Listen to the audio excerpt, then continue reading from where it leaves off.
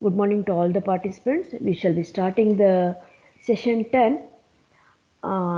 Today we are having a renowned speaker, our teacher, Dr. P. Nagabhushan, Director, IIIT Allahabad. Sir will be speaking on importance of national education policy in higher education. We welcome you, sir. Since everyone is here, we should get started. Good morning, everyone. I welcome you all to the fourth day of Faculty Development Program. So now I request Dr. Deepu Singar, Professor, Department of Computer Science Engineering, to introduce to our expert speaker for this session, Dr. P. Nagabhushan, Director, IIT Allahabad. Yeah, Deepu sir, thank over you, to sir. you. Yeah, yes. Thank you, Dr. Muhammad Nadeem. Very My good pleasure, morning sir. to all. Myself, Dr. Deepu R, Professor in Department of Computer Science and Engineering, ATME College of Engineering. It's indeed a great pleasure and honor for me to introduce today's speaker, my Guru, Dr. P. Nagbhushan, Director and Professor at Indian Institute of Information Technology, Allahabad, since May 2017. Dr. P. Nagbhushan did his BE in 1980, MTech in 1983, and PhD in 1988, and is in teaching research since 1994.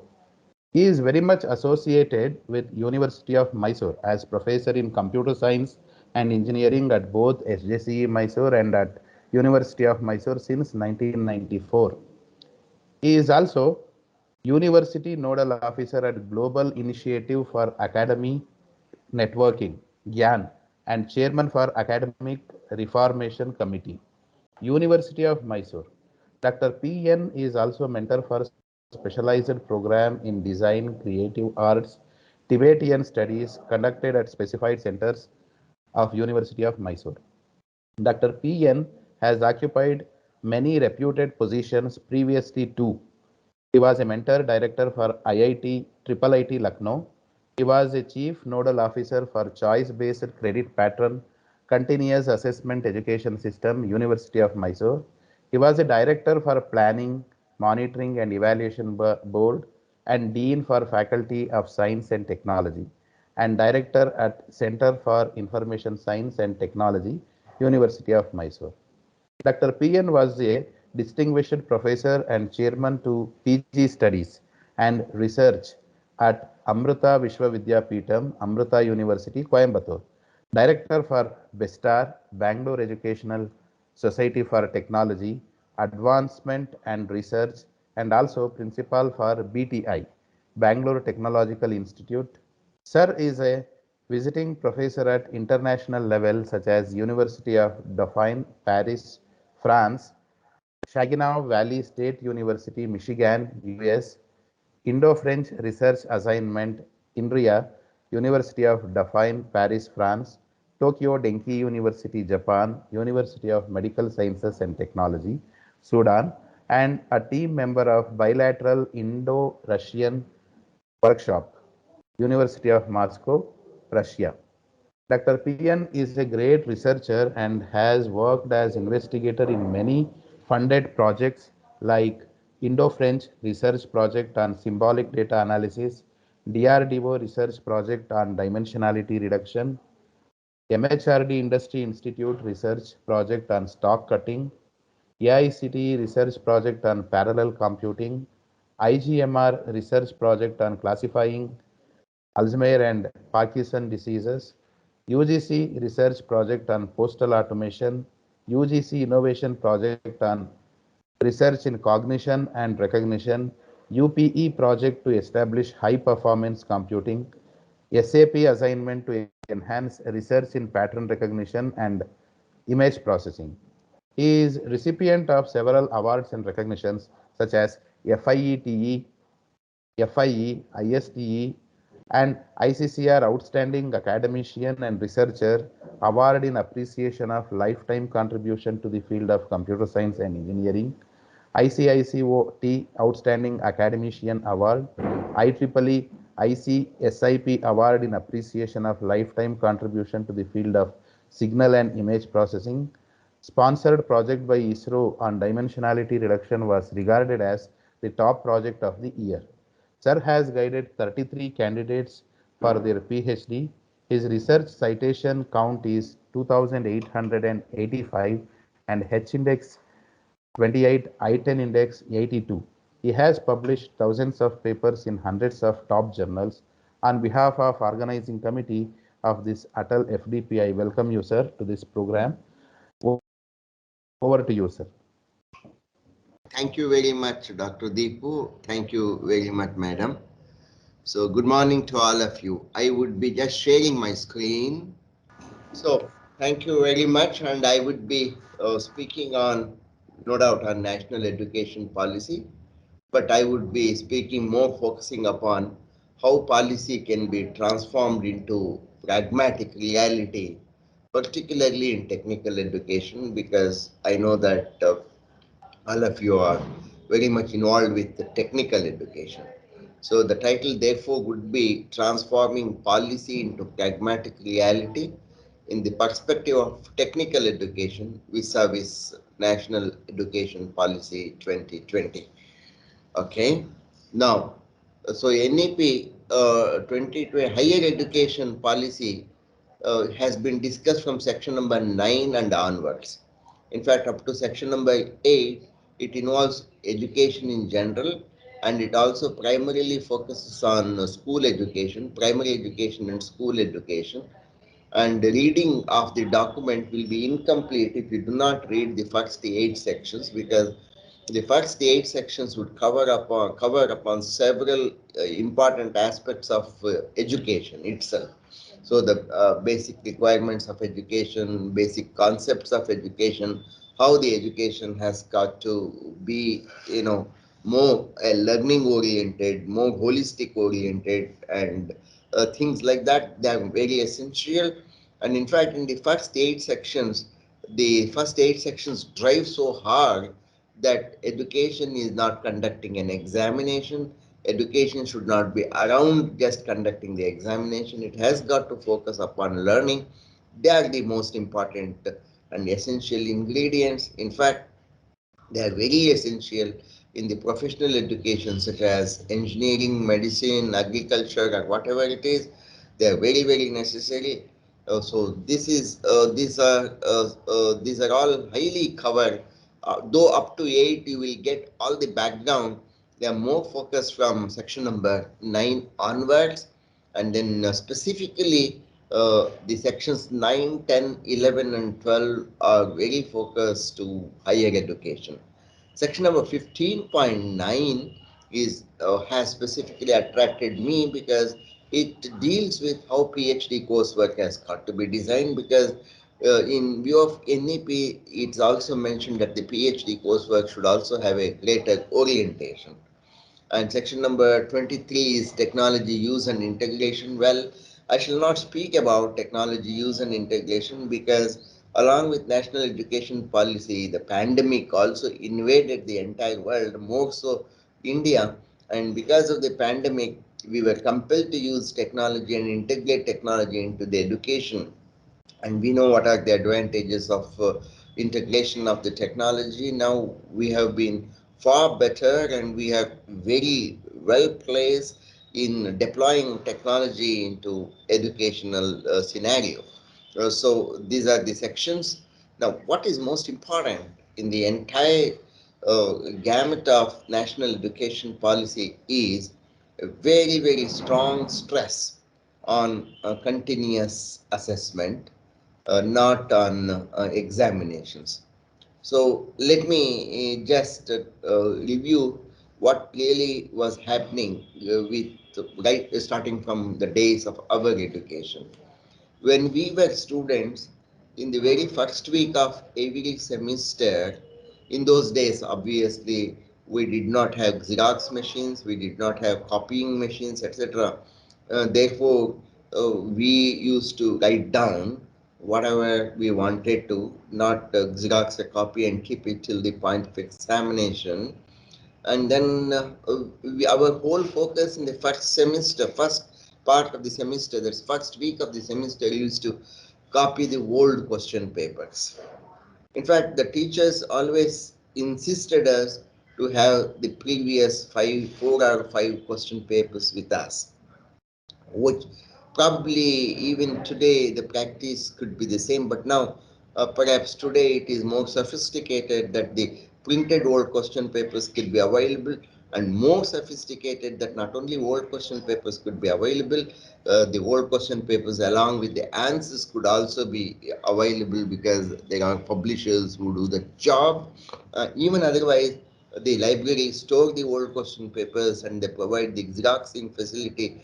Therefore, all old question papers would be available, which means the teachers and the students decided the depth of what they have got to learn and the breadth of what has got to be learned in terms of the old question papers. Or the old question papers always probably decided how should be our study in the next semester, and our entire study used to be more focused upon examinations. I'm very sure, I'm pretty sure even today, to a certain larger extent, particularly in an affiliating system like VTU, people and not only the learners, the students as well, the teachers are more focused about what could happen with the question papers, because the fear is that the question paper could be set by somebody, and they have got to be prepared for the question paper, which meant that our studies were highly examination oriented, not really engineering oriented. You see, our focus ought to have been towards engineering. Unfortunately, engineering lapsed out in our preparations, and we were more focusing upon the examination. Even today, I can recall some of the teachers who, after a big derivation on the board, would tell that this derivation is more important from what point? Naturally, from the point of examination. And people always used to, teachers always used to mention that this is very important. Then the question is, if what was taught today was going to be so important, then why did you spend time on less important things till yesterday? That is the big question mark which I always carried while while I was a student, as well later when I became an academician and I became a teacher. This is what was taunting me, because everything that teacher teaches has got to motivate a student, and as long as whatever is being taught keeps motivating a student should be very important, because what is very necessary in the learning is the life ahead, not that useless examination which is going to happen at the end of the semester, more decisive. So this is where I was attracted to this document, National Education Policy, because all through its 72 pages, at least several times in all those 72-page document, which is a concise document, the effort has been on stressing upon the continuous assessment, the continuity in the assessment in view of continuity in the learning process. And it always tells that it should not be on examinations. I would like to impress upon this in my entire lecture today, and that's what has got to be the focus. For that, you really don't need any policy like national education policy. It has got to be the common sense of every teacher, and it has got to be the common sense of every learning system. In fact, this is not really practically going to happen very effectively if the system is still under affiliation. Therefore, it is necessary that every institution should, at the fast, as much as possible, should come out of the affiliating system, should become autonomous to the larger extent, and only then you can surely ensure that continuous assessment could be possible. Surely, government is also taking steps towards that, and government and UGC and AICT, they all have told that autonomy to every institution would should be ensured within the next 4 or 5 years. Let's hope that's going to happen. So the assessment, these are the same sentences which I picked up from national education policy, so that you can be nearer to the statements made in the policy.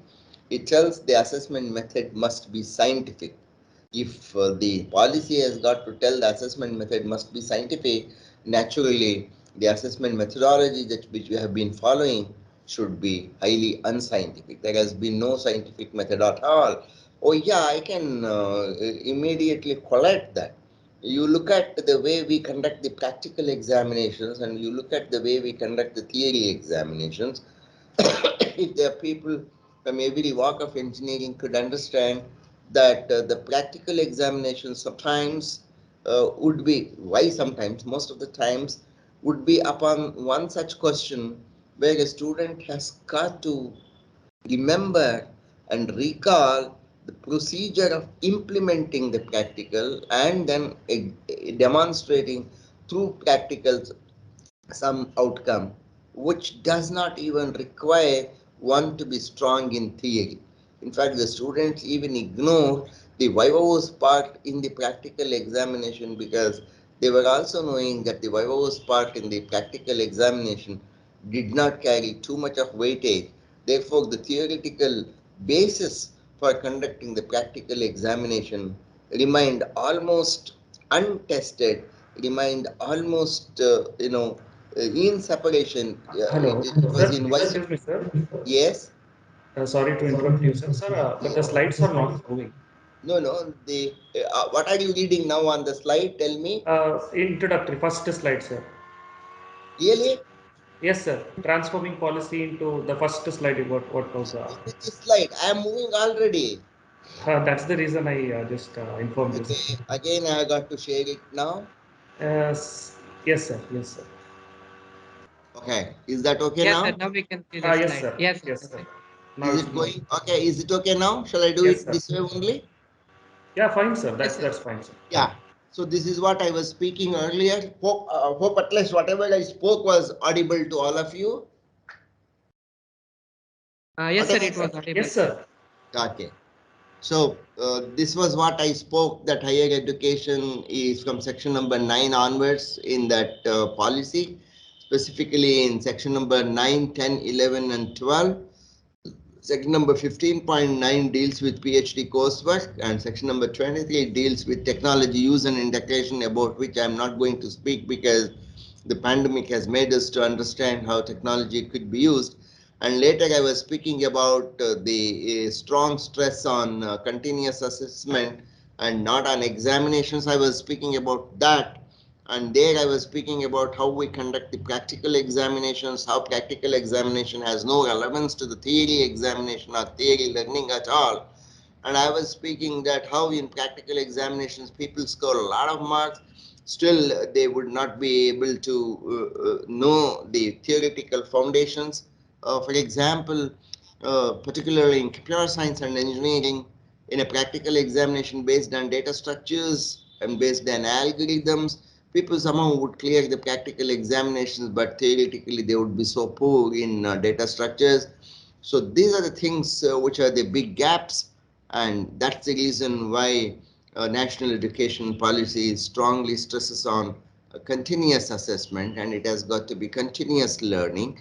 And the statement which is in the national education policy is that the assessment method must be scientific, which obviously means that the assessment methods followed by us have been highly unscientific, which is true, which I have just now narrated, that the way we conduct the practical examinations, okay, and separating practical examination from theory examination, and there has been no link between the type of examinations, and unfortunately, though they called it later as some internal assessment, the internal assessment did not and have not become assessment, but on the other hand, they have become mini examinations or the scaled down versions of the main examination. So the pattern of examination just follows in the internal assessment.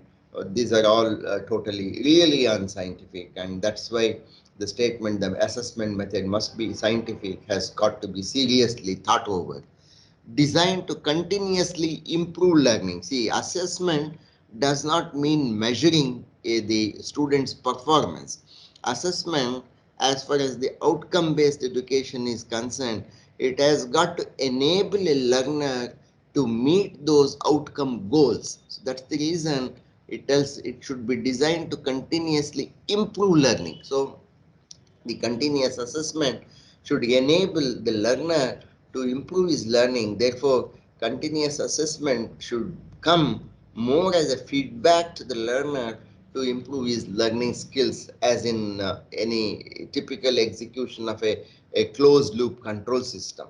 So, the whole learning and assessment has got to be a closed loop control system, so that the direction in which the candidate is learning is maximized and he aligns himself to learn the real engineering aspects. Test the application of knowledge. So this is definitely not happening. You look at any of our question papers, we seldom have set any question on the real application of the knowledge or real engineering test of the candidate. It definitely, most of the time, it is explain, describe type of questions. And even in an engineering examination paper, think of those questions having write short notes on, or just write a note on. These really do not test the knowledge of a candidate. So it is not just the knowledge; it has got to be the application of the knowledge. So move away from high stakes examination. These are the policy statements. Move away from high stakes examination. Our high stakes are always upon examination, conduction of examination, and then evaluation. In fact, you are all teachers, you know that our high stakes are even on the formulation of board of examiners, BOE, and question paper setting, and the reviewing the question papers, printing the question papers, and then transmitting the question papers. We spend a lot of time on these procedural aspects which are not really productive. So move away from high stakes examination, move to continuous and comprehensive evaluation. See, this is very elegant, that the evaluation has got to be comprehensive. So once a student completes a course, he should have a comprehensive hold on that particular course, and that has got to be evaluated, not just an examination which would tell whether the candidates completed this course or not. So assess students based on learning goals. So this is the spirit of any outcome based education, that assess students based on learning goals. So these are the things which have got to be given importance. This is the policy regarding the continuous assessment. So what I have got to stress is, now unfortunately our examinations, our learning have become more preparation oriented. So preparing has become the prepare. Just a minute, please. Just a minute. So am I audible now? Yes, sir, you're clear and audible, sir. Okay, all right. So our examinations have become preparation oriented. So we are not learning oriented. Unfortunately, we have become preparation oriented, and that's what we definitely always experience. Even teachers ask the students, "Have you prepared for examinations?" Prepared. They ask the candidates, "Have you prepared for the test? Can I conduct a test?" Parents at home always tell, my children are preparing for examination. That is the unfortunate part. But once we end up in preparing for an examination, learning always takes a back seat. So learning has got to be ensured. Preparing for an exam, why one has got to prepare for an examination? Examination has got to be a byproduct. Any assessment has got to be a byproduct. It has got to happen on its own. So what is preparing? Preparing is just getting ready, making ready for use or for consideration. Such as I have prepared these slides, such as in a hospital, the nurses prepare the operation theater before a surgery.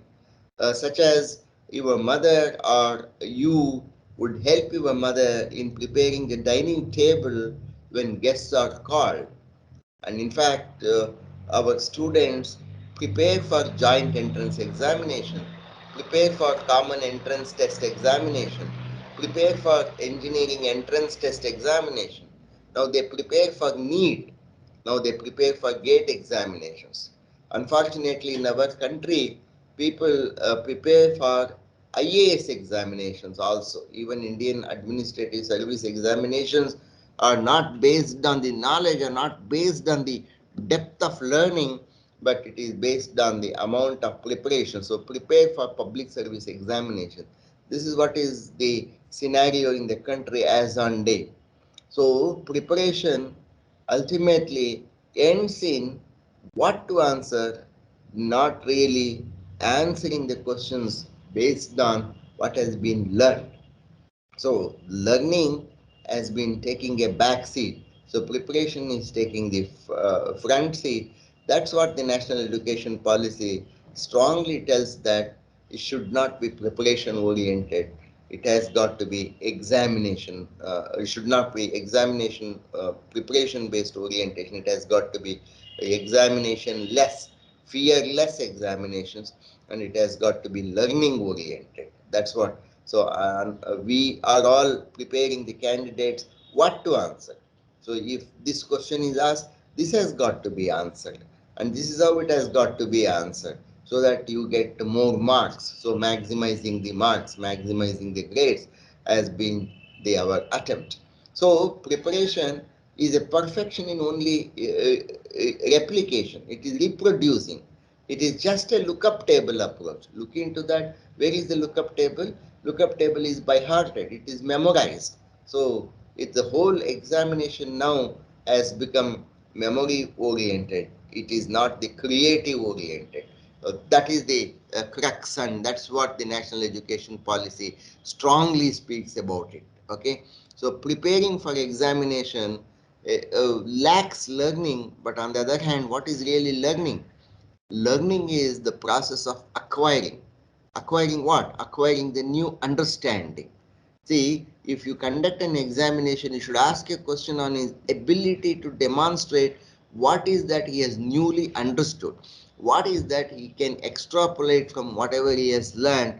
But then we never even ask a single question on his extrapolating capability, because we just ask him to reproduce whatever we have taught in the classroom. So learning, on the other hand, is the process of acquiring new understanding.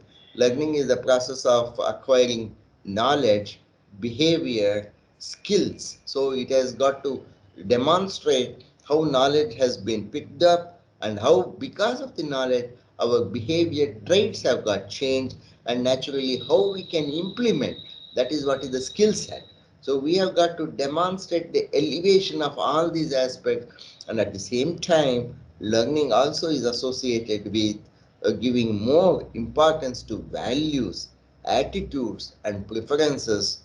And, unfortunately, our education system never tries to look into the importance of values, attitudes, and preferences. They are not infused into the learning process at all. Therefore, learning is an ability. It is just an ability. It is enhancing the ability. Ability for what? The purpose of learning is enabling devising a solution to a problem, finding out a solution to a problem, not what to answer, but how really one can answer this question, how really one can solve this problem, how really one can combat the situation. So it is enabling devising a solution to a problem. It is in contrast to what to answer. In fact, Abdul Kalam very well explains this. In our education system, we teach, and we also almost indirectly tell them what are the questions we are going to ask in the examination. We make them prepare for examination, and then we conduct an examination.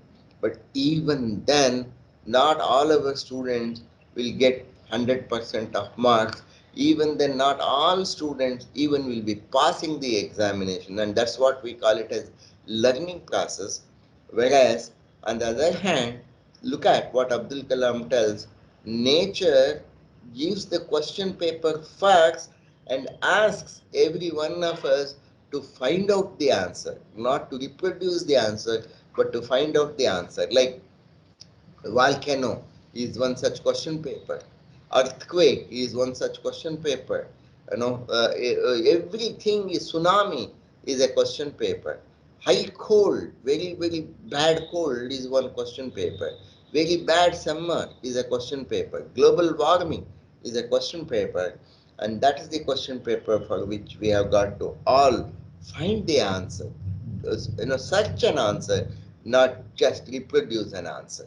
Therefore, learning aims at creative understanding. That is what is most important. It is not simply understanding, it's a creative understanding, as I mentioned earlier, that every understanding should lead to extrapolate the knowledge. That's what has got to happen with the learning. And learning naturally involves assimilating, internalizing, and inculcating. It is not just internalizing, it is also inculcating. See, assimilating is very much similar to data and information. So assimilating, converting all the data into information is assimilating. Internalizing is almost like internalizing almost is like understanding the principles and knowledge, and inculcating is to exhibit the wisdom of putting knowledge into action, into performance. That is what is, these are the three major aspects of learning, and this has got to be ensured by every teaching system, by every learning system. So we hope all teachers here have been able to understand the difference between what is expected out of national education policy and what is being followed. What is being followed is what to answer, whereas what is expected is the students have got to get into solving the problem. That is what is more important. Okay, I will try to let us introspect these questions. I will try to summarize whatever I have been speaking till now. Are we effectively transforming our students as knowledge practitioners? No, not at all. We are effectively transforming our students into just the people who would remember the answers, what to be written in the examination. They are not really, they don't even know what is knowledge, they don't even practice knowledge, and then they just try to remember even the knowledge also. That's not really a great learning. That's why the first question, are we effectively transforming our students as knowledge practitioners? That's what we have got to achieve. Are our students merely loaded with information? Yes, that is what is happening. And compelled to memorize the whole lot of them? Yes, and yes, that is the only thing which is happening, which is surely in contrast to practicing the knowledge. Have we been successful in elevating our students to such a level that they could critically assimilate whatever they have gathered? No, they have not been able to critically assimilate whatever they have been gathered. They just gather everything, assuming that any question could be asked on this, but they really did not look into the assimilation, and more so critically assimilating whatever they have learned. That's not happening at all. So we have not been elevating our students to higher pedestals of learning. Our students augmented with such talent to acquire skills that they can make things happen?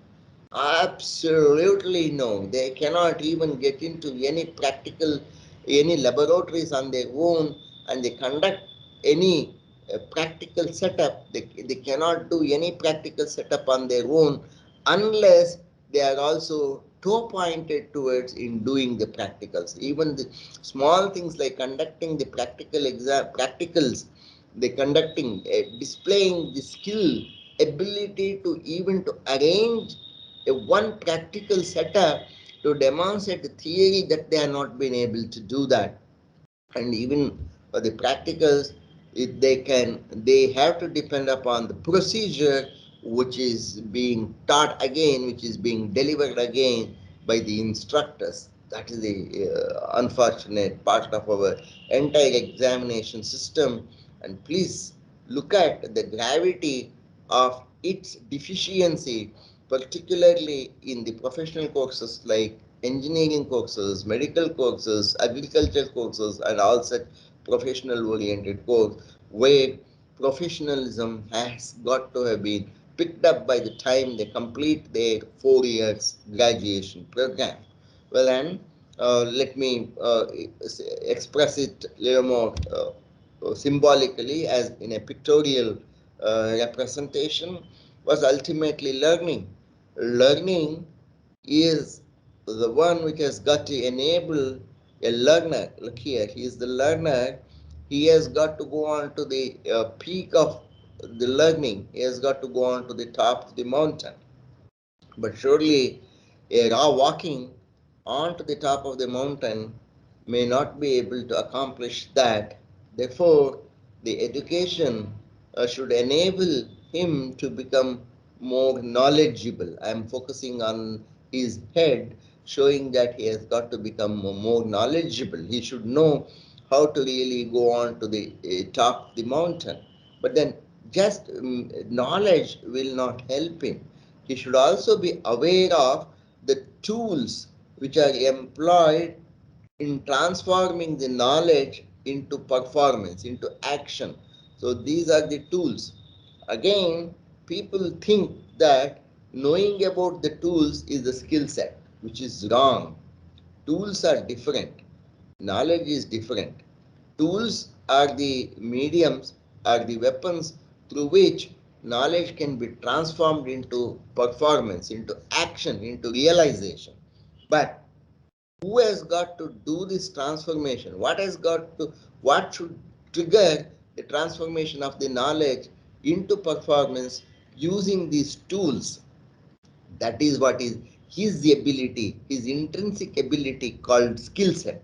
So skill set is his intrinsic ability to transform the knowledge into action, into performance, into doing the things using the tool set. Okay, so when people write in their biodata the skill set, it is not skill set, it is tool set that they are aware of. But the tool set also as a part of the knowledge they are aware of, but whether they are able to combine the tool set with the knowledge set to enable the knowledge perform is the question, and that is what is the skill.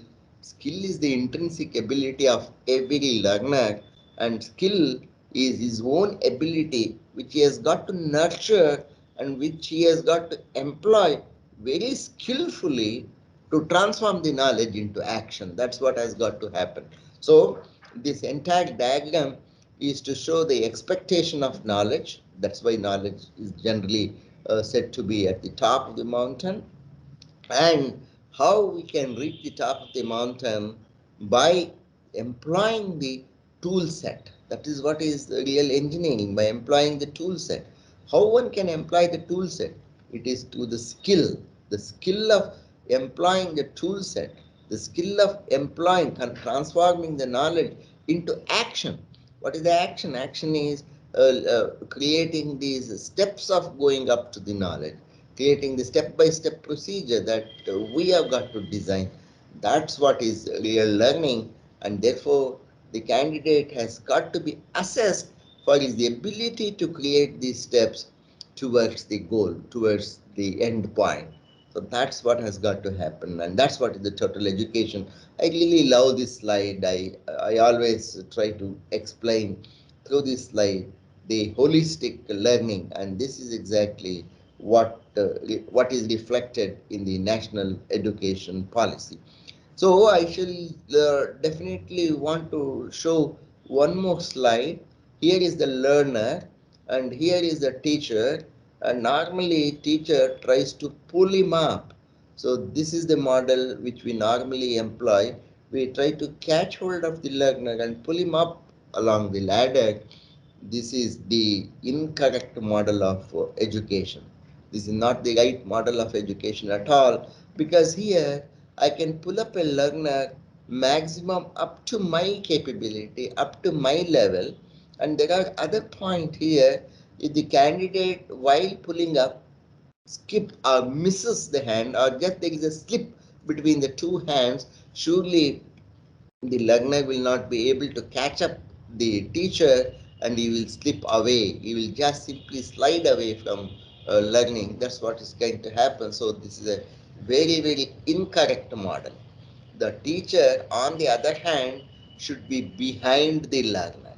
The teacher, they should stand here and should push the learner towards going up the pedestal. They should keep pushing him, and that pushing him enables him to invent his own way, but he is also sure that somebody is pushing me, somebody is directing me towards the target, but then I still have got to find out my own way of solving the problem. And do you know one more reason why a teacher has got to stand behind? The reason why a teacher has got to stand behind is in case the learner slips and he is destabilized from moving up, then if there is any probability that he can slip and he can fall down, then he should be standing back and supporting him not to fall down. He should protect him from not falling down. That is the reason why a teacher should also play a protective role by standing behind, by taking care of him, by shielding the candidate from totally collapsing down. That's what is the model. So the learning model has got to be a pushing model, not a pulling model. A pushing model, pushing a candidate towards exploring the world. That's what has got to happen. That's what national education policy tries to convey, which has got to be understood by every teacher properly. In fact, what the national education policy tries to tell is now is the time to act. Act. So act stands for ability to critically think. So that's all. So all that we have got to do is we have got to push in the ability in every candidate to critically think. You should make every candidate to think, not just to think, but also think very creatively and very critically. That is what it has got to happen, and that is what has got to be assessed, not the examination asking a memory-based question. So therefore, what's ACT? ACT obviously is, as I mentioned, think is the most important. It is just thinking. Make the student think. And now you look at the way you conduct the examination. The moment you give the question paper, even without reading the question paper fully, many students open the pen and start writing, and there has been no activity called thinking about the question, planning an answer for the question. I have never seen students doing that. They just keep reproducing it in the paper as if the flow happens. The flow is triggered the moment the question paper is given. And I doubt whether the students would even read the question paper fully, properly, and understand even the questions properly. So the learning is basically thinking and then critically analyzing, thinking to analyze critically and carefully planning. So one has got to plan, and this planning is real engineering. In fact, if there is any analogy for engineering, the whole engineering is always for planning the right execution, carefully planning, and then creatively exploring. So there is criticality and creativity with a care. Critical, creativity, and care. All these put together would be the essence of an action, act. So ability to critically think has got to be what we should think should be the education, particularly the engineering education, the professional education. Therefore, the assessment, which is what you call it as examination, has got to become more continuous. That's all. Along with learning, without the knowledge of a candidate, one should be able to assess his ability. It is not a new thing we are speaking. Even in our epical stories like Ramayana and Mahabharata, if you carefully observe, particularly the education part of Pandavas, the Kauravas, Pandavas, and even in Ramayana, the educational part of Rama, Lakshmana, Bharata, Shatrughna, if you happen to carefully observe, you could see that there were nothing like examination system, but it was a continuous assessment system, and the learners were never knowing that they were being assessed, because the assessment always meant giving them a feedback, a constructive feedback, so that they can learn better in the right direction. Therefore, one has got to understand assessment should not be based on usual tests and usual examinations which we are conducting. It should not be based on that. So assessment has got to be outcome expected, and it has got to be aligned to the learner's orientation. So outcome expected and learner's orientation, both of them should get interleaved when you are going to assess a candidate. So the assessment itself is the outcome of learning, and assessment itself is a multi-dimensional work of a interesting teacher. I would show that in the next slide. See, assessment should be the candidate's ability to do work. That's all. It is not really whether he produces the right answer or the wrong answer at that moment. That is not important. But assessment should be the assessment of the ability of the candidate to take up the challenge, to take up the work. Ability. He has got to show that ability. That has got to be assessed. Tell me, have you designed any one such question paper where we have been able to assess the ability to work, his approach to work? What is work? Work itself. What is the extent of work? Work is the ability to think. The think. See, even his thinking and the ability to express what he is thinking has got to be assessed, which we have not been able to do. Even in practical examinations also, although the essence of practical examination in principle has been to motivate him, to elevate him to think and to design a practical setup to demonstrate some theory, we do not even assess the candidate on his thinking capability. So thinking, so the work is the ability to work. The work involves thinking, the work involves creating. The work involves carefully planning. The work involves implementing. The work involves ability to carry out.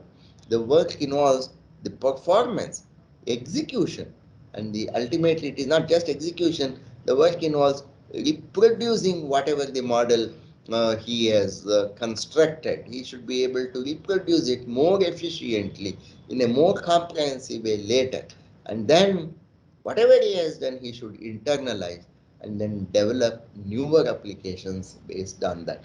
These are all the multiple spokes of assessment. Where are we doing all these things? It's very, very difficult, particularly in an affiliating system. And that's the reason why simply people always tell that we should join an IIT, we should join a IIIT, we should join a NIT, because they, the assessment, the method of learning is based on thinking, creating, implementing, and developing. So this is what is going to happen over there. That's the reason why surely there is their first preference is naturally in India to join IITs and IIITs and NITs.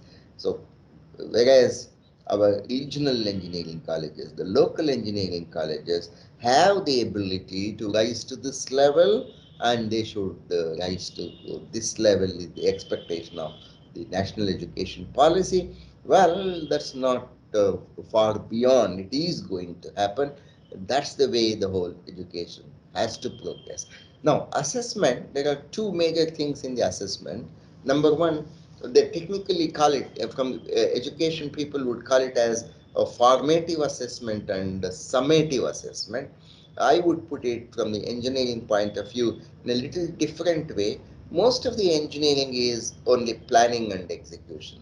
Even if you become a civil engineer, towards the end, at the beginning of your career, you would be asked to do a lot of planning, a lot of diagramming, a lot of drawings to be developed, and then gradually you get into a group to do the execution of that work. So planning and execution is more important. And now this planning and execution takes quite a lot of time. So if you are watching a very wonderful serial on the Netflix, you can there is a serial called The Good Doctor. Even a doctor has got to plan a surgery.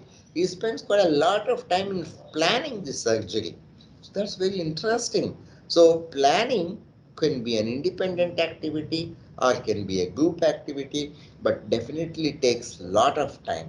So this is akin to, in education, to describe it as the formative assessment. So the formative period, that is the formative period of learning. And what is important in learning is that formative aspect, and formative assessment is very necessary. The planning and execution has got to be, the formative aspect has got to be picked up. Okay, right. So formative assessment is more important. That's what is the planning and execution. So I'm not denying that there should not be an examination towards the end, but there has got to be an examination also. But then that examination is to check how one is able to handle the crisis. So examination has got to be to create that crisis, and the crisis has got to be, your ability to handle the crisis has got to be tested. So even if you conduct an examination, even if you give a examination question paper, every question that you give it in an examination question paper should simulate a crisis. The candidate has got to sweat at reading the question, and he has got to be able to handle the crisis either independently. Sometimes even the crisis handling could also be a group task also sometimes, but it can be independent also. So this is what is the ability to put summatively whatever he has learned in handling the crisis. Therefore, it is a summative assessment. So formative assessment is more important, and summative assessment is also important, but it should not be very important during the learning stage, because during the learning a candidate may not be able to handle the crisis very effectively and very efficiently. Nevertheless, the experience would make him to handle the crisis very, very effectively. Just a minute, I'm just taking a minute pause. Okay, please. चल रहा हूँ, madam को कर दिया है, ठीक है, वो मैंने हटा दिया एक बैंडेज, उसकी वजह से जलन हो रही है स्किन में, खोल दिया है सब, वाटर बैग से सिकाई हाथ से करनी है और कर दिया, फिर चल रहा हूँ. So planning and execution, coming back, planning and execution is really the engineering. It is the method of learning, and that has got to be given more emphasis. Crisis handling has got to be given importance, but the failure in crisis handling is not the failure of an engineer, failure of a learner. Now what is happening? If the candidate fails in the examination, it is a setback for the candidate, because he has got to come back by the next year only to clear that examination. Our importance has been only upon examination, and in fact the examination is not really creating the questions of crisis, how crisis has got to be handled. Even that is not assessed, but nevertheless we are giving unnecessary importance to summative assessment. We have not been so far given the importance to the formative assessment, and the formative assessment naturally, along with the formation, the assessment has got to happen. It has got to be, therefore, the continuous assessment. And of course, to combat this issue, we introduced what is called IA, internal assessment. But again, that became mini examinations, mini crisis examinations. And all the teachers know that if you announce that the test period, even during that test, it is again a timetable, a planned timetable, and the students would attend the test. And once the tests are announced, they will not attend any other classes. And even after the test, they say that just they have completed the test, they need a break. So this is what has become the mode of learning, which is not at all learning, which is highly preparation oriented. So teachers have got to focus their attention on conducting, evaluating the planning of learning and executing the plans. That's what is more important. So in fact, I would definitely suggest 60 to 80% of the weightage should be upon planning and execution. Hardly 20 to 40% should be on the summative assessment, and it should not be more at all. In fact, at IIIT Allahabad, we have introduced such a system that even the crisis handling also becomes a creative learning. Maybe if time permits, I would share that later. So ultimately, the CAP is identifying the capability. CAP stands for capability, ability, and performability. So identify the capability of every learner, nurture that ability. You should nurture that. Okay. So you should identify the capability of every learner. Every learner is different. We should understand that. But where is that possible with a mass education system? That is why national education policy later comes out and tells that an engineering education, which is a higher learning, should focus upon accomplishing 1:10, one teacher for every 10 students. In fact, the AICT model earlier was fairly good enough, 1:15, but for the reasons well known to AICT, well known to the institution, we do not follow even that 1:15. That has been allowed to slide down to 1:20, but then the national education policy at higher education later tells that it has good days, 1:10 and 1:12. And if we can follow that, giving the attention to the capability of every learner can definitely become possible. So identify the capability, nurture the ability. We should nurture that ability, that capability of the person, which would enhance the performability. Therefore, the assessment has got to be not mass-centric mechanism. It is like central valuation. It's all mass-centric. So that's only a mass, common quotient being learned, which is not the way of learning engineering. It has got to be learner-based assessment. That's what is very essential. That's what the national education policy expects. Therefore, the national education policy strongly expects, strongly advocates the autonomy to the teacher and autonomy in teaching. So that's what has got to happen. Therefore, we know that we have implemented a model called LTP, lecture, tutorial, and practical, but there is a new meaning when we provide autonomy to teaching. The new meaning for LTP is this: L should stand for the candidate's listening comprehension. So whenever there is a lecture delivered, you should be able to listen, and listening comprehension has got to be enhanced. Now you look at this important point. Whenever we are teaching, this listening is one way of really understanding, and this listening cannot be for a longer time. You look at our lecture classes. We even mathematics we want to teach by lecturing for over 4 hours or 5 hours per week. Even mechanical engineering we would like to teach over 4 hours. Thermodynamics we like to teach for 4 hours in a week. So listening comprehension cannot go for all those 4 hours, 5 hours. Listening can happen only for a small duration. Therefore, the delivering the lectures have got to be minimized. So the lecture classes should be reduced, and listening comprehension during these reduced lecture classes should be maximized. That is what has got to be the spirit of L.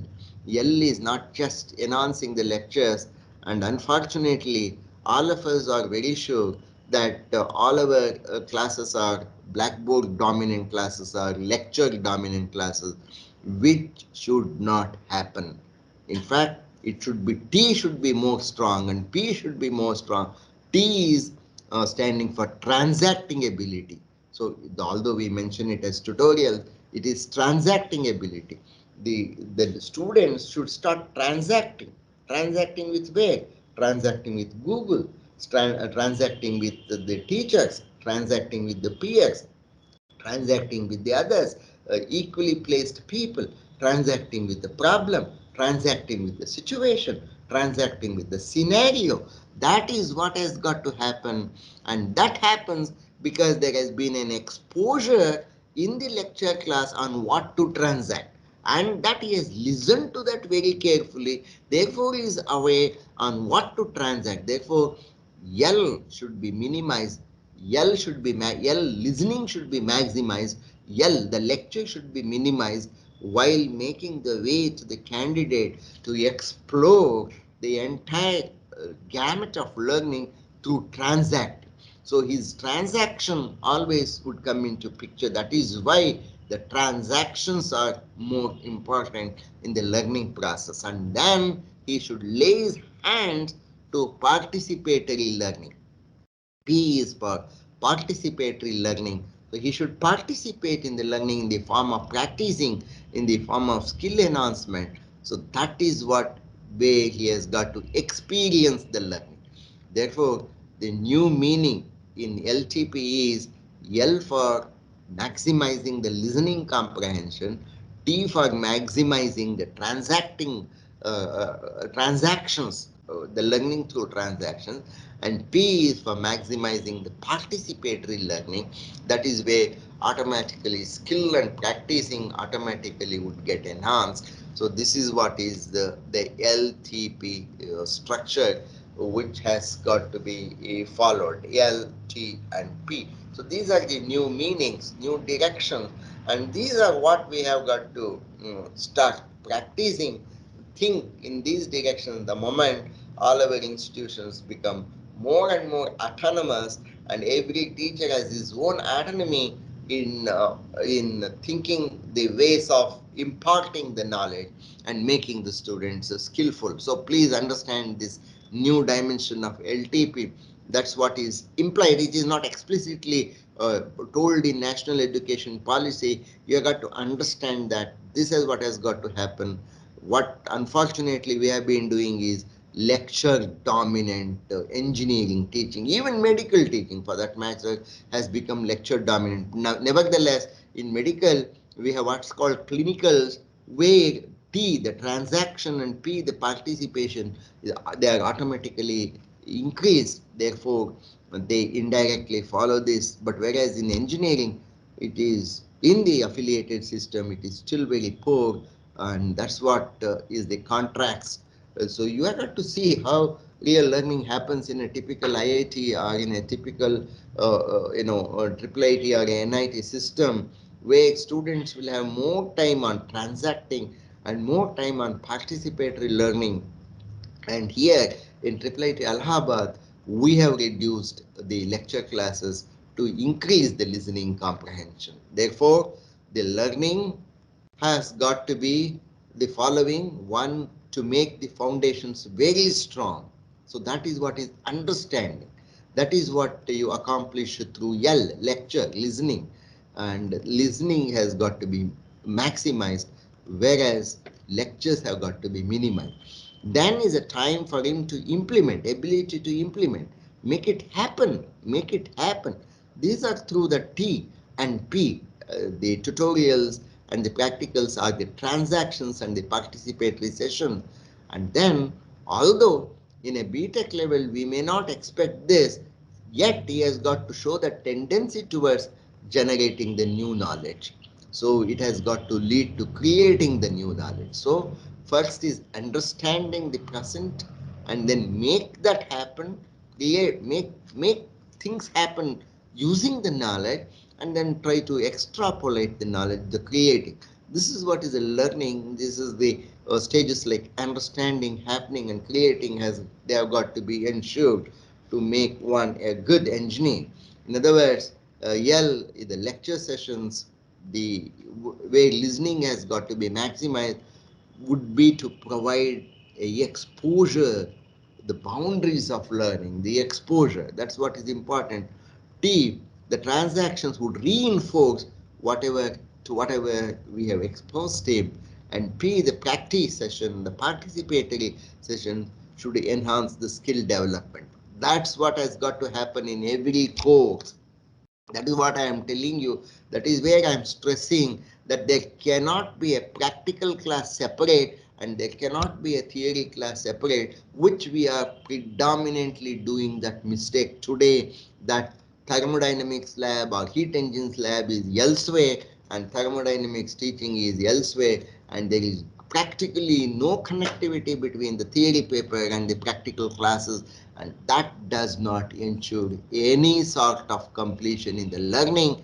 And that is where every engineering course, particularly in engineering domain, every engineering course should automatically come as a combination of LTP, and every course has got a participatory learning, every course has got a learning through transaction, and every course has a learning through listening comprehension. They cannot be separated out. They cannot be split into 3 or 2 papers, like one is only a practical work and another is L, and you can see, you can open up your syllabus, still you can see physics lab is entirely different, the electrical engineering circuits lab is entirely different, whereas circuit learning is entirely, theory learning is entirely different.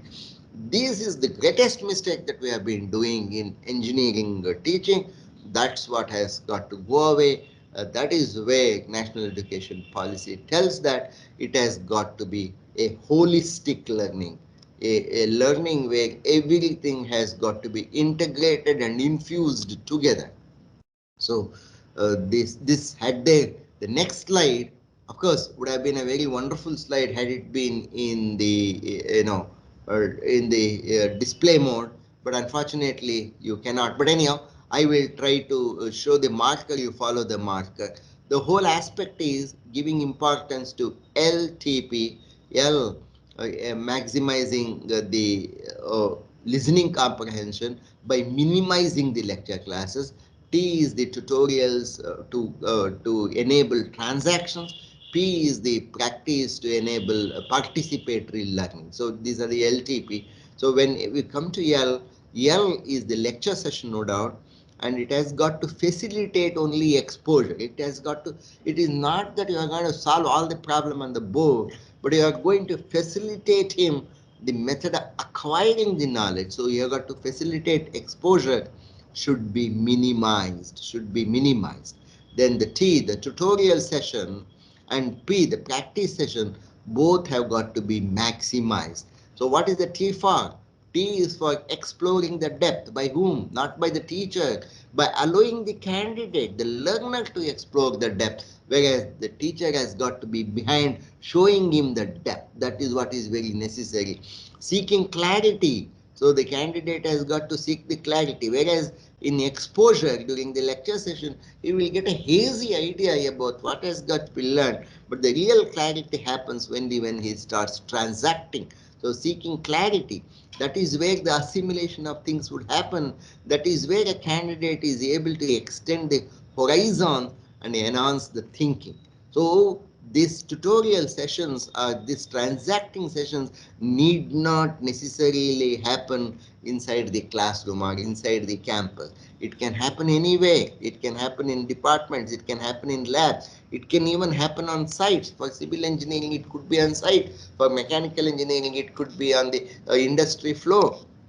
It could be through mini internships, small internships. Okay, it could be also, now we have got a lot of tech savvy softwares available, MOOCs available, plenty of such things, learning, virtual reality gadgets which have become available, could be largely through state of the art tech savvy online exploratory learning. So this has got to be supplemented. So that is where technology plays a wonderful role, and technology has got to come in a very big way to make this, to enable this. The virtual reality definitely would make learning mechanical engineering, civil engineering, electrical engineering, electronic a pleasure. That is why the transactions are more important. P, the practice, a practical session, is for validating the theory, validating whatever has been transacted, perfecting on that, becoming skillful. They also can be supplemented largely through online simulations and animations, what now technology has made it possible. That's what is most important. And now you look at the top portion, The whole process, the entire process should be in a continuous mode, should be in an incremental mode, from day to day, from week to week, from month to month. It has got to be in the incremental mode. And that is why anything which is learned in an incrementality has got to be in the continuous mode. The entire process has got to be in the continuous mode. Therefore, the assessment of a learner should also be truly continuous. That is all. What is assessment? I have been repeatedly telling you that it implies providing a constructive feedback to the learner. That is what has got to happen. And this is what you have got to visualize once your institution becomes fully autonomous. And sure, because of national education policy, the government is going to take the steps to grant autonomy to every institution, and the teachers, the young teachers of today, are more responsible in implementing the new national education policy in its more effective form. That's your job, right? That's what is the most interesting point. Now let me just focus upon this measuring the quantum of learning in terms of credits. Let us do some simple calculation. How much one has got to learn, how many credits has got to be there for a student to learn in a semester, etc. So let's do some simple calculations. A day has 24 hours, and out of those 24 hours, a student at the bachelor's degree level, a young student at the teenage, just completing the teenage, should be able to sleep and relax for at least 10 hours. So relax for 2 hours, sleep for 8 hours. So 7 to 8 hours of sleep and relaxing totally takes away 10 hours. So out of 24 hours in a day, 10 hours would go away in this. Therefore, 24 minus 10 will be 14 hours. And out of the 14 hours, the daily routines like traveling to the institution, playing, exercising, all those things, the daily routines like preparing himself to take bath and then eat, everything is additional 6 hours. So 10 plus 6, 16 hours are gone in this. The business has got only 8 hours. What is the business for a learner? Business for a learner is only to learn. So a bank person also works for 8 hours. A policeman also is expected to work for 8 hours. So also a student should spend about 8 hours continuously on the learning, but 8 hours in a day, right? That's what is more important. So a week of maximum, let us say 6 days, maximum is 6 days. In fact, maximum should only be 5 days. Okay, maximum of 6 days. 8 into 8 hours per day into 6 is about 48 hours. So let us approximate it to 5 days. So it has got to be only 40 hours of learning. That is how way back weekly workload has got to be about 40 hours has been worked out. It is very scientific way of looking at the thing. So it's at the rate of 8 hours per day, and defining a week to be about 5 days a week. 5 into 8 is about 40 hours, so that the 6th day could be a cushion for a slow learner, and 7th day could also be a cushion for the slow learner, but then about 40 hours should be more than enough. But then let's look at it. So 40 hours is now available. Let's take up another round of calculation. So every credit of learning, so when we mention one credit, every credit of learning should be about 1 hour interaction. If one credit implies 1 hour interaction, either lecture or discussion or whatever it is, plus 1 hour of self-involved working. So when a teacher invests 1 hour, a student has got to invest 1 more hour. That is all. So your teaching is for 1 hour, your interaction is for 1 hour, should ensure extracting a work from the learner for 1 more hour, or should ensure involving the student into the process of learning for 1 more hour. So every credit implies minimum 2 hours. One with the interaction, because of the interaction with the teacher, and one himself, either in the library or in the Google or in the practical class, or with the peers, or with the transaction, whatever it is, it's about another 1 hour. So this is approximately the thumb rule that you have got to follow. So 1 hour of 1 credit implies 1 hour of interaction plus 1 hour of self-working, which is equivalent to 2 hours. So therefore, every credit implies 2 hours. Recall how many hours per week we have got. We have got 40 hours, and every credit is 2 hours. Therefore, at the most in a semester, you can go for a 20 credit workload. That's all. What is 20 credits of workload? 20 credits of work per week. Right? 20 credits of work per week. Out of 20 means 20 hours of interaction with the teacher, with the guide, with the supervisor, and the remaining 20 hours of work with the self, the through transactions and through practicing. Therefore, a student can learn a maximum of 20 credits. How unscientific it has been that we go for 25 credits, we go for 26 credits, we go even for 28 credits. How unscientific we have been. That is where we have got to think more seriously about reducing the number of credits per semester, because what has got to be done is not just listening to the lectures, but it is also involving himself in getting into what has been taught. Therefore, 1 hour of interaction should always imply 1 hour of investment by the candidate. Only then the learning will be continuous, and that has got to be continuous. 1 hour of interaction today should involve 1 hour of investment by the candidate today itself. That is the reason why it has got to be continuous. It is learning cannot happen when you announce a examination. Learning cannot happen the previous night to the examination. That is what is not at all a learning. It is just a preparation, and that is of no use and no consequence at all. That's the reason why the learning credit has got to be just 20 credits per week. So for a 4-year program, 20 credits per semester multiplied by 8 will be 160 credits, not more than that. The BTech should not be more than 160 credits. So these are some calculations. You have got to think about such calculations. So naturally, in the master's degree, you can, in the master's degree, slightly the modification is 1 hour interaction should extract 2 hours of investment by the candidate. So for every 1 hour of interaction by the teacher, it has to attract, it has got to make sure that the student invests 2 more hours on whatever being taught. So it is going to be 3 hours per credit. So 48 hours in a week divided by 3 hours per credit, maximum in a week can be 16 credits. So 16 into 4 semesters, 64 credits.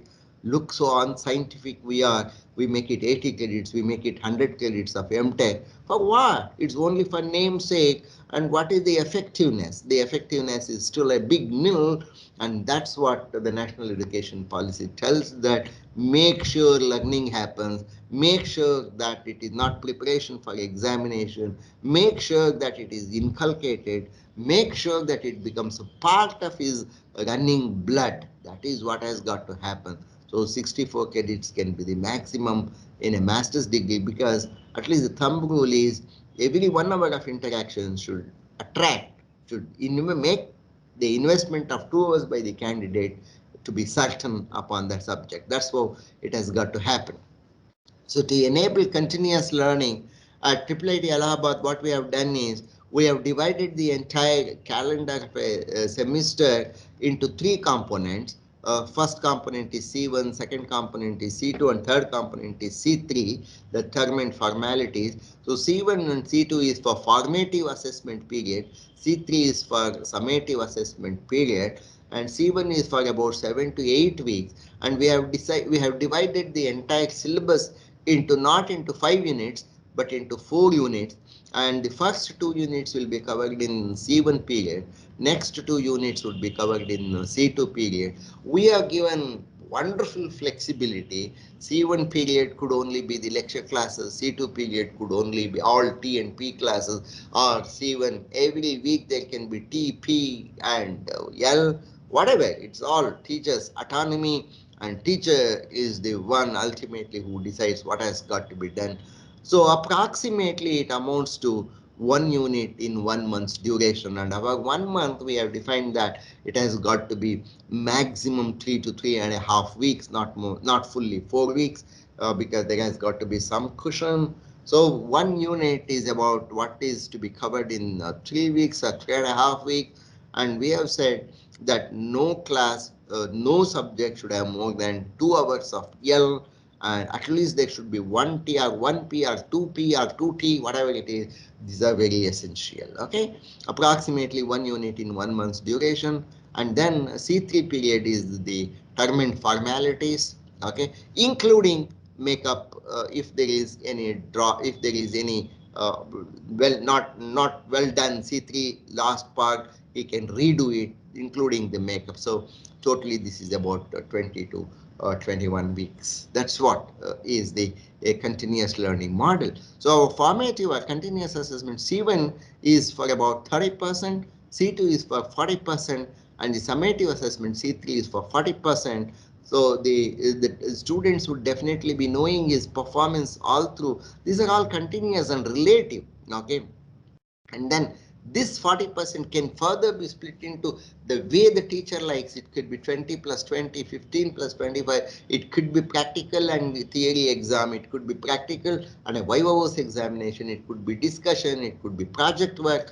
It could be a mini project work. It could be based on a term and detailed project work, whatever the teacher would decide. So effective semester end examination, ultimately so-called examination, will not exceed 20% of the marks in the worst case. So that's what is the continuous learning model that we have implemented. Of course, we have implemented some certain rules like attendance and participation in L class, T class, and P class. If it is less than 75%, he is straight away dropped. We don't call him as a failure. We will just drop him, like the gambling cards, like the cards game. If the card game combination is not good, what we do is middle drop. Similarly, a candidate is simply dropped, and he will not participate in the game. That's all. Attendance or participation should be less than, if it is less than 75%, it is dropped. C1 plus C2, like you remember, C1 plus C2 was for 60% of the mark, and if his performance is less than 30%, he will straight away be dropped. And C3 alone, the final summative, even there, if the performance is less than 30%, he will be allowed to do a makeup, or even if it does not do a makeup, he will be dropped. And C1 plus C2 plus C3 all put together, if it is less than 40%, he has got to be dropped. And dropped means that he has got to re-register for the entire process of learning from C1, C2, C3, to all of them, going through all of them whenever the course is offered next time. Okay, so maximum per semester, including the dropped credits, is maximum 24 credits, but learning is limited to only 20 credits. So we have introduced one more semester called summer semester, which is of 2 months period, where the opportunity is given only to clear some dropped credits or only to take up the what is that credit by a participatory program in the industry, internship programs. So maximum 12 credits, because it's only 2 months, whereas the regular semester is about 4 months. So only half of 24 credits, 12 credits, is allowed in a summer semester. But we have created a summer semester, so all 12 months in a year would be active for a student. But not every student would be active for 12 months. He can summer semester, somebody can go for internship, somebody can avail a vacation, somebody can go for some light reading, whatever it is. But it's only for those who have certain dropped courses could make use of the summer semester to clear that dropped courses. So that's what makes the situation a wonderful situation, right? Okay, so normal learning pace, we have introduced normal learning pace is 8 semesters, average learning period is 4 years, inclusive 4 summer semesters. Okay, so within 4 years, the 4 summer semesters become slow learning pace. One can even go for slow learning. He need not register for 20 credits. He can go less than 20 credits, but we have allowed maximum 6 years. So spillover period, they are called spillover. So 4 regular semesters plus 2 summer semesters. So even if you assume only spillover period, one can complete 120 credits during the spillover period itself. So that's the type of activity. So drop semester or drop option we have given. That drop one full semester you can drop. You can go for either attending a full-scale internship, or you can even meet in any of the family exigencies. Okay, a normal period, the regular fee would be paid. In the spillover period, the fee, depending upon only the credits registered, would be collected. Okay, so recall that we mentioned that every semester can be a maximum of 24 credits, but normal credit load is not more than 20 credits. So a candidate can avail to register for 4 credits for any add-on study, anything he likes, anything. From the cognate add-on study could be cognate landing him into specialization, from the sister department landing into minor, from the specialized branches like languages, humanity, NCC, management, whatever it is, if he collects like such add-on credits, 16 credits over 8 semesters, he will get an add-on diploma in a particular stream. If he collects it from different streams, he will have an add-on certificate. Okay, so the MTech, of course, MTech follows the similar. We have introduced one more interesting thing, that if a candidate would like to specialize in that course and would like to continue, then he will get into he will get into dual degree, both BTech and MTech, by the end of 5th year.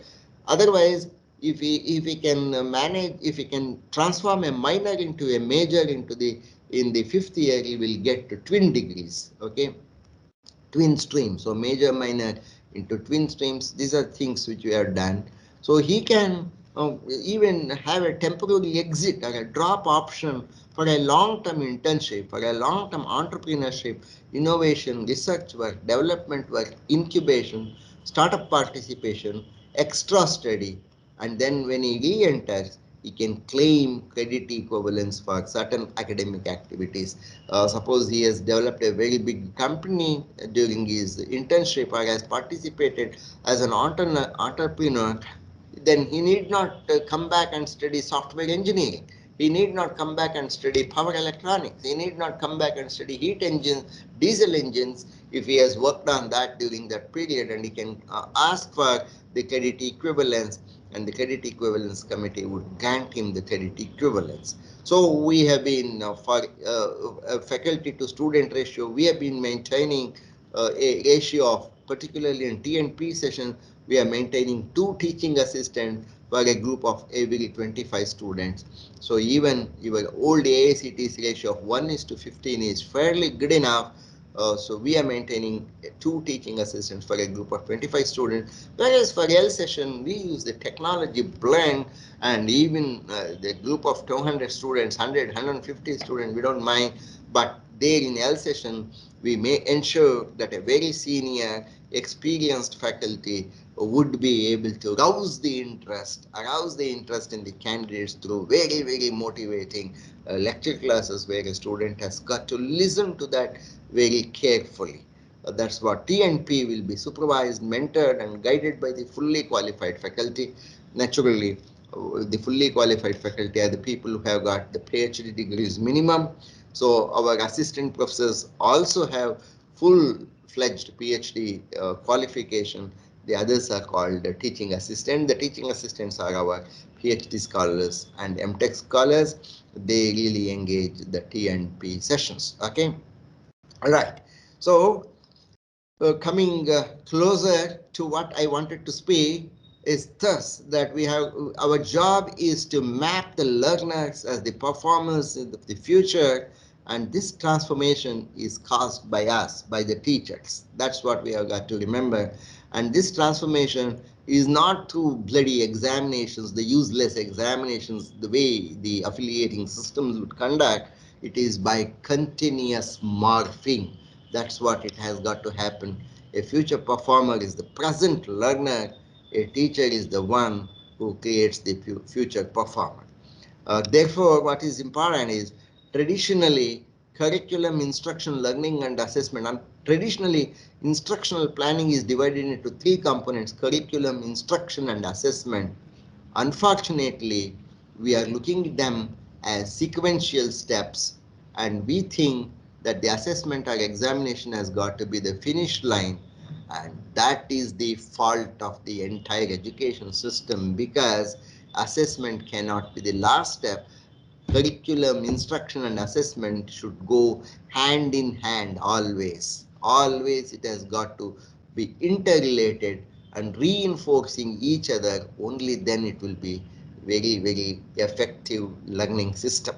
So when assessment itself, the examination itself is viewed as the end goal or the finish line, the test itself becomes a barrier. The examination itself becomes a barrier, because that is not a finish line.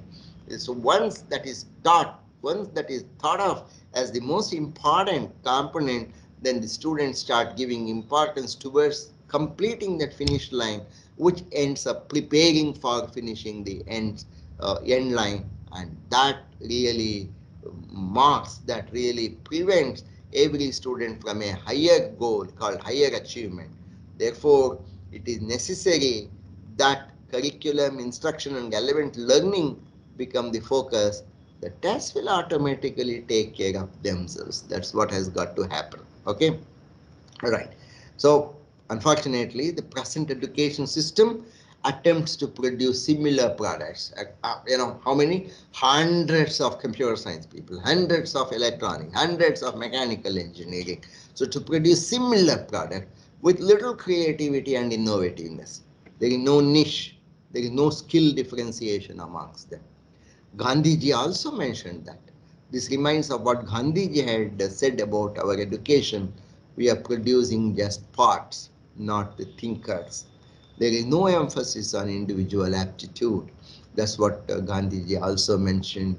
So that's the reason why I have been telling you that what's very important is we should not have a very ordinary corrupt education system, because a corrupt education system will breed corrupt minds all around. Evil results when good men and women like you, the young teachers like you, do nothing. You should now become very creative, think very positively, go ahead very positively. I have given some of the ways that we have followed here over these 5 years. I'm just about to complete my term here at the IIIT Allahabad. Perhaps I would be taking up some of the responsibility immediately after that. But then you youngsters are more important. It's our time is over. We are all elders now. It's now you should take up the whole battle of taking the education forward. So thank you very much for such a patient listening. I would now like to interact with every one of you. So I would be now listening to you for your observations, for your remarks. Over to you now. Thank you so Thank much you so for much your for your stimulating speech, stimulating sir. speech, sir. Thank you. And You you can can collect the questions. You can pass on the questions to me. Yes, sir, Yes, sir, definitely. I definitely. request participants to raise their questions, clarify their doubts by raising their hands. Uh, Good morning, sir. My name is Mukesh. Uh, Thank you very much for this very, very informative session, first of all. And I just want to know, is there any specific guidelines available for these assessments? Like you have been talking very much in detail in terms of what we should do as next, right?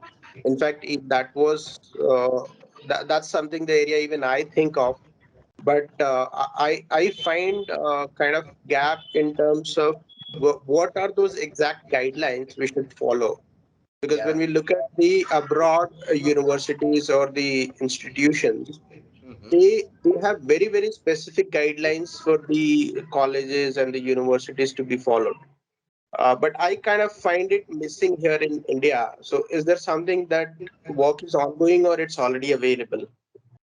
No, the broad guideline is that it has got to be continuous assessment and one has got to get into the depth of what has got to be learned. Okay, that's the broad guideline. Even in USA, they do not tell that this is the type of assignment you have got to set.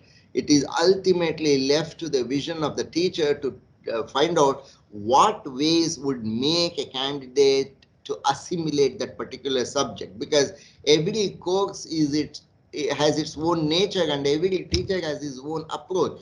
The way thermodynamics taught, the way in which the thermodynamics has got to be taught is not the way with which the diesel engines have got to be taught. They have got to be entirely different. The way data structures have got to be taught cannot be the way of teaching the operating system. So the teacher has got to decide what has got to be done. So now the broadly the lecture component is only to provide an exposure, and by the time a teacher completes a lecture, he should be able to invent some very interesting, beautiful problems which should be taken up by the students to explore during the transaction and to demonstrate them through practical. It is not the practical set of examining. They have got to design the practicals to demonstrate how to exhibit, how to show that this can be proved or this can be validated. So the teacher has got to think. So by the time he completes lecturing 1 hour, he should be able to think of at least 10 problems, very burning 10 problems, and each problem, it's not that all the 10 problems should be done by everybody. Now the whole problems have got to be distributed into the class. Assuming a class is of 60 strength, and even if you make a small group of 4 members each, there should be about 15 batches. Therefore, a teacher, when he completes a cycle of 15 creative problems, only one problem has got to be assigned to every group. And now this group has got to think about this problem deeply, come out with a broad solution, discuss with the teacher, and then improve upon the solution, and then demonstrate it both practically and theoretically, proofs, etc., etc. And that has got to be later presented as it has got to be presented in the classroom before all the classmates, so that every student in the class will definitely come to know how this problem has been solved. And it is teachers' responsibility to enthuse interest amongst the learners, that they should listen to how the problems have been solved by their peers, because they don't have the time in the world to learn everything using their own experience. It is even listening has to be a great experience. So I told you about the final examination, or what is the summative assessment. You have got to create interest that in such review test or in such summative examination, I could ask any question implied by whatever your classmates have been, not what is presented by your classmates, implied by whatever your classmates have been presenting during the seminars. Okay, so that's what makes the whole learning process very creative. That's what I follow. In fact, even till last year, I taught algorithms and I taught advanced graph theoretic algorithms at IIIT Allahabad. I've been following that and they've been enjoying that. So ultimately, it comes to only one creative assignment for every batch of 4 students for a period of 10 to 14 days. That's all. So in a month, they will be solving maximum 2 or 2.5 problems in a month. So totally, they will be solving about 8 to 10 problems in a semester, but they would be so thorough. But the entire class put together, they would have solved about, let us say, 60 problems, and they would make a complete understanding of all those 60 case studies. That is all it has got to happen. So ultimately, the teacher has got to get involved. It's a big work for the teacher. He has got to get involved. He has got to plan, and then he has got to build up his own small team of the teaching assistant who can really supervise the entire process of T&P activities. Okay. Thank you, sir. Well, welcome. Can you also tell about yourself, because it would be so nice to know from where you have been. I'm really happy to know that all of you are very young. Sir, I'm not doctor. I'm still below that. So I am from something called SPI. I am from Bihar. अच्छा चलिए. Thank you so much, sir. Thank you. I would like to take this opportunity to thank you for the stirring speech you gave us, sir. And it would be our immense pleasure to invite you once more to spread awareness around this subject in the near future. Thank you once again, sir. Thank you. My pleasure. Thank you. Thanks a lot, sir. Thank you, madam. Thank you very much. All right. So I would be leaving now. Yes, sir. Thank you. Thank you, sir. Thank you so much. So participants, feedback link has been shared in WhatsApp. Please submit your responses to that link. So the next session will begin at 11:45 a.m. And the expert speaker is Dr. P.S. Venkataramu, Professor and Dean Academics, Presidency University, Bangalore. Thank you. Thank you so much.